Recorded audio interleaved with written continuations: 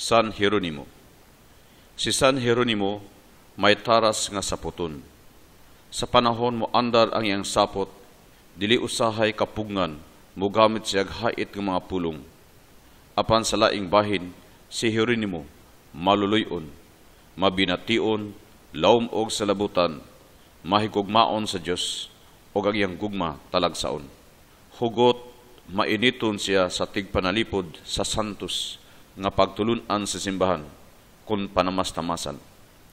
Hanas siya mulaban sa katungod sa tinuuhan og siya hawod nga magtutudlo sa kasulatan. Si San Jeronimo pinaagay siyang katakus og lamdag sa Espiritu Santo. Gihubad niya ang daang kasulatan sa lingwaheng Latin gikan sa original nga lingwaheng Hebrew. Og usab iyang gihubad ang bag-ong kasulatan sa lingwaheng Latin gikan sa original nga lingwaheng Grego. Siya usab ang nagpahigayon sa pagsulat sa mga komentaryo sa pagkalang-kalang sa opinyon sa balaang kasulatan. Og kini karon giisip nga sukuranan opisyal og awtoridad sa simbahan, gamit referensya sa mga kaparian, reliyuso, laiko ug uban pa. Si Jeronimo maalamon, makinaadmanon, bantugan, didto siya magtuon sa Roma, ang sentro sa kinaadman ni adtong panahona. Iyang gitun-an ang naglain-laing lingwahe, Grego, Latin, Hebrew, Aramaiko, Chaldaic ug uban pa. Og dungag pa, nagtuon usab siya didto sa Trier, Alemanya. Human siya mahanas, mabatid og maandam niini, mitor kon milibot siya sa tibok Palestina.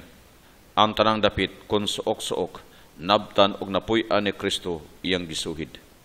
Nagtuon siya sa matag kultura kon matang sa pagkinabuhi sa mga lumulupyo ni anang dapita aron masabta niya ang kalugan sa panahon nga gipanulti sa kasulatan sa dugay ng panahon. Pinaagi nini ang iyang paghubad, paghatag og husto nga komentaryo malampuson, madaogon. Tungod sa dakong kaayo niyang kaakuhan sa gibuhaton sa simbahan sa paghatod og lamdag sa mga Kristohanong magtutuo sa pulong sa Dios, mipuyo gayud si San Jeronimo mismo sa nasod nga natawhan ni Kristo aron pagkabot sa dungag nga pagtuon.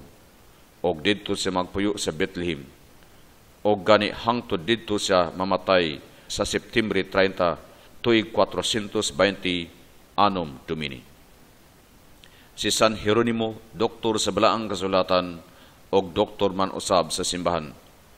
Ang buhi sa kanunay niyang pulong padumdum sa tanan mao kini: ang walay alamag sa kasulatan, walay alamag ni Kristo.